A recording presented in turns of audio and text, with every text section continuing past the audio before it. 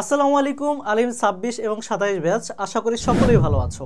আজকে আমরা কথা বলবো আলিমের বাংলা প্রথম পত্রের মানবন্টন আসলে কি, এমসিকিউ কয়টা আসে বা সিকিউ কয়টা আসে, কয়টা থেকে কয়টা লিখতে হয়, এগুলো নিয়ে কিন্তু আজকে আলোচনা করব। তাহলে দেখো, তোমাদের যেই বাংলা বই রয়েছে, বাংলা বই যেটা বোর্ড কর্তৃক দেয়, ঠিক আছে, ওই বাংলা বইতে কিন্তু তোমার অনেকগুলো গদ্য অর্থাৎ গল্প রয়েছে, আবার হচ্ছে অনেকগুলো কবিতা রয়েছে, যেটাকে আমরা পদ্য জানি, ঠিক আছে। তাহলে এই গদ্য এবং পদ্য সবগুলো কিন্তু তোমার সিলেবাসে নাই। তোমার সিলেবাসে মোট ১২টা গদ্য রয়েছে এবং ১২টা পদ্য রয়েছে। এই ১২ ১২ ২৪টা থেকে কিন্তু তোমাদের প্রশ্ন আসবে, ঠিক আছে। তাহলে এই ১২টা গদ্য এবং ১২টা পদ্য কোনগুলো আছে এগুলো নিয়ে কিন্তু আমি অলরেডি একটা ভিডিও বানিয়েছি, তোমরা আশা করি দেখেছো। আর যারা দেখো নাই, তোমাদের জন্য কিন্তু আমি লিস্ট করে আমাদের হালকেনস্টাইন দাখিল অ্যান্ড আলিম প্রিপারেশন যেই আমাদের পেজটা আছে, এই পেজে কিন্তু আমরা সুন্দরভাবে তোমাদেরকে দেব, ঠিক আছে। তাহলে দেখো, এই যে গদ্য এবং পদ্য, এখান থেকে তোমাদের এমসিকিউ আসবে, ঠিক আছে। এই ২৪টা থেকে তোমাদের এমসিকিউ ৩০টা আসবে, ৩০টা থেকে ৩০টাই দিতে হবে, ঠিক আছে। তাহলে ৩০টা থেকে ৩০টাই দিতে হবে। এটার মার্ক হচ্ছে ৩০ ইন্টু ১ কত, ৩০ মার্কে, ঠিক আছে। তাহলে ৩০টা থেকে ৩০টাই দিতে হবে এমসিকিউ। এখানে এই ২৪টা মিলে কিন্তু তোমার এই ৩০টা এমসিকিউ করা হবে, ঠিক আছে।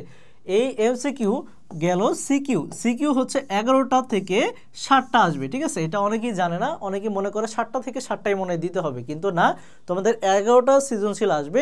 ১১টা সৃজনশীল থেকে তোমরা যে কোনো তোমার পছন্দের ৭টা সৃজনশীল তোমরা দিবা, ঠিক আছে। এই ৭টা সৃজনশীলে এক একটাই হচ্ছে ১০ করে, তাহলে ৭টা সৃজনশীল আসে হচ্ছে ৭০ মার্ক, ঠিক আছে। তাহলে ৩০ আর ৭০ আসে হচ্ছে ১০০ মার্ক। এই হচ্ছে তোমাদের মানবন্টন। এখন আসি তোমাদের এই বাংলা প্রথম পত্র কীভাবে পড়া উচিত। বাংলা প্রথম পত্রে প্রথমত তোমাদের প্রত্যেকটা গল্প এবং কবিতা পড়ার আগে তোমাদের যেই বইয়ের শেষে যে শব্দার্থগুলো আছে, এই শব্দার্থগুলো তোমাদের আগে পড়া উচিত। অর্থাৎ গল্প কবিতা পড়ার আগে আগে শব্দার্থ পড়বা, তারপরে গল্প ও কবিতা পড়বা। কারণ কি? কারণ হচ্ছে তোমরা যদি আগে শব্দার্থ পড়ো, তাহলে এই গল্প বা কবিতার মধ্যে যেই দুরূহ বা কঠিন শব্দার্থগুলো আছে, তোমরা ওগুলো আগেই যদি শিখে নাও, তাহলে তোমরা গল্প এবং কবিতা পড়লে তোমরা বিষয়টা বুঝতে পারবা। আর যদি আগে যদি না শিখে নাও, তাহলে গল্প ও কবিতা তোমার মাথার উপর দিয়ে যাবে, তুমি কিছুই বুঝতে পারবা না, ঠিক আছে।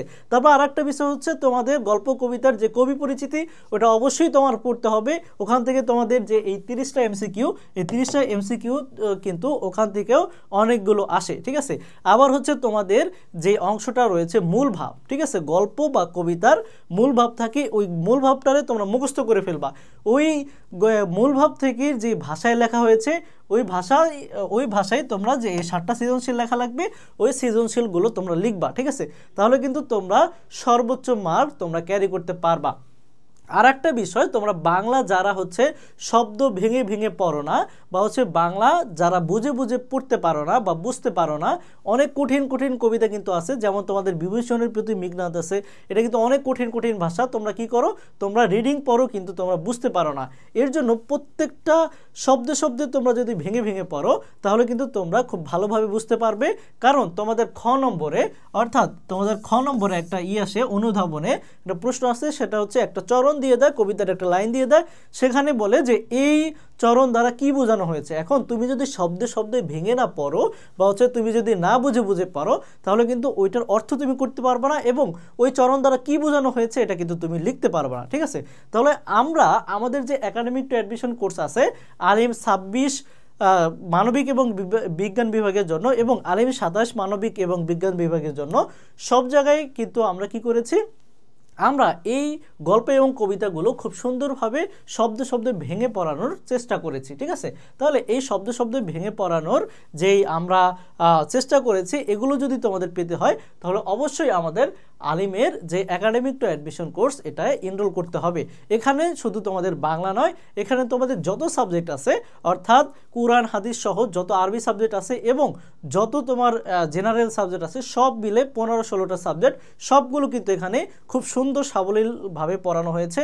এবং এখানে তোমরা যাতে অ্যাডমিশনে আলিমে থাকতে অ্যাডমিশনে এগিয়ে থাকতে পারো, এর জন্য কিন্তু তোমাদের এখন থেকে অ্যাডমিশনের ক্লাস দিয়ে দেওয়া হয়েছে। অর্থাৎ আলিমে থাকতে তোমরা অ্যাডমিশন পড়ে রাখবা, কারণ ওই অ্যাডমিশনের 3 মাস সময় তোমরা কিন্তু কোনোভাবেই এই এত কিছু পড়ার টাইম পাওয়া। এর জন্য আগে থেকেই তোমাদের অ্যাডমিশনের বিষয়গুলোকে আগে থেকে আয়ত্ত করে যদি রাখতে পারো, তাহলে কিন্তু তোমরা আলিমে থাকতে অ্যাডমিশনের এগিয়ে থাকতে পারবা। ঠিক আছে, তাহলে যারা এখনও এনরোল করোনি আমাদের কোর্সটি, তোমরা মনে করতে পারো যে আমাদের কোর্সের দাম মনে হয় অনেক বেশি, কিন্তু না, আমাদের এই একাডেমিক টু অ্যাডমিশন সকল বিষয় মিলে মাত্র 2250 টাকা হচ্ছে আমাদের এটার কোর্স ফি। অর্থাৎ একাডেমিক সকল সাবজেক্ট এবং অ্যাডমিশনের সকল বিষয় মিলে তুমি মাত্র 2250 টাকা দিয়ে আমাদের কোর্সটি পেয়ে যাচ্ছ।